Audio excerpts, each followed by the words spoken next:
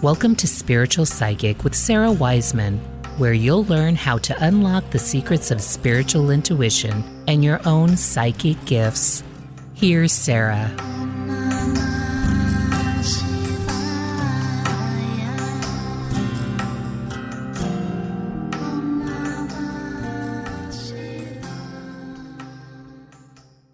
Hey everyone, welcome. I'm Sarah Wiseman. Today we're talking about, can ancient traditions teach us?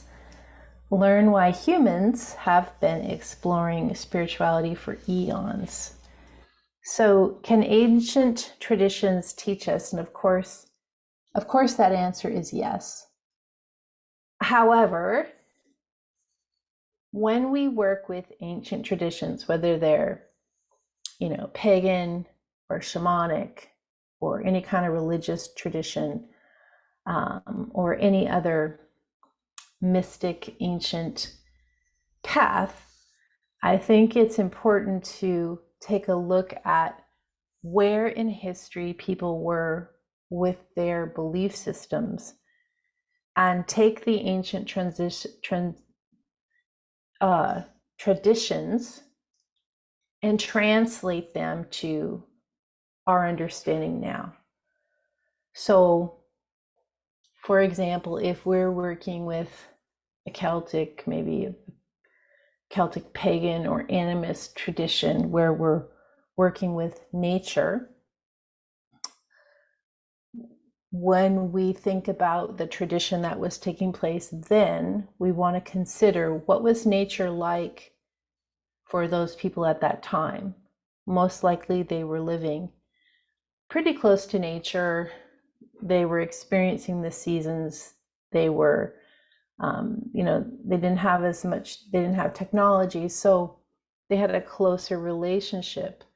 They may have also not had some of the ideas that we're working with in current reality, which might be climate change or extreme weather or scarcity or energy conservation, or some of these other ideas that are in modern culture.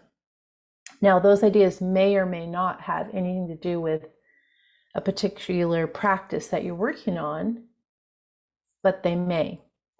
If you're working with a shamanic ritual that uses some substance from the past, you may want to tie into your understanding of substance uses today, such as addiction, pharmaceutical,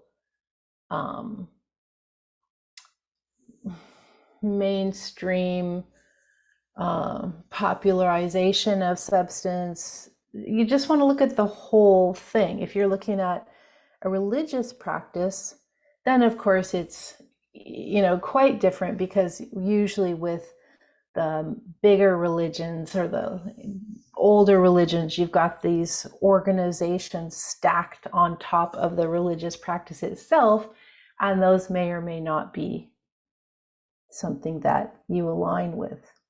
So it's important that you look at, or say you're doing a practice that, say you're a woman and you're doing a practice that was only performed by men, then you're taking an ancient practice, doing it in a different way, and sort of applying or becoming aware of the different change that has happened with our evolution over time in terms of how we think about something.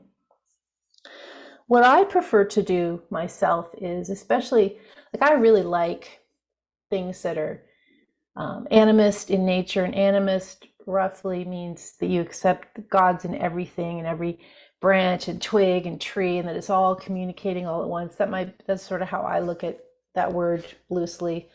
So what I like to do is see, say I want to do an animist ritual or experience with a tree. I want to go out and communicate with a tree.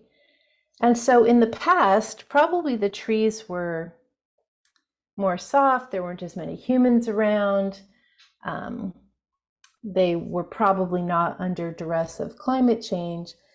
And so now, if I'm going to go out and do an experience with a tree, I may deliberately choose a tree that's in like an area that's quite busy. Like there's a chestnut tree in a park I go to quite a bit.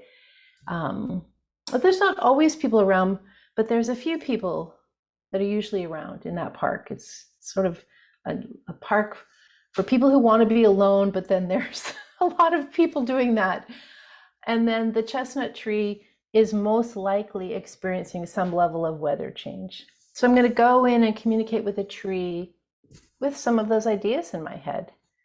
Or if I'm doing a practice that maybe comes from some of my Catholic background, I'm going to be very aware, like, I'm not sure I'm aligned with various parts of the church doctrine. And I'm fairly aware that women aren't allowed to do a lot of any of the rituals. So I'm doing something in a different way based on the time frame I'm in, based on the understanding that I have. So look at this idea when I think it's a mistake to just blindly adopt the ancient tradition. This was how it was done. This is the right way. I think it's very important to take the essence and have it make sense for who we are now as a people, how we've evolved, how our consciousness has opened, the types of experiences that we have in the modern world, and to take the pieces of the ancient tradition and have it make sense for how life is now. And hopefully people in the future will do the same. They will take what makes sense for the reality that they are going to be currently experiencing. I'm Sarah Wiseman. Thank you for listening, and I will see you next time.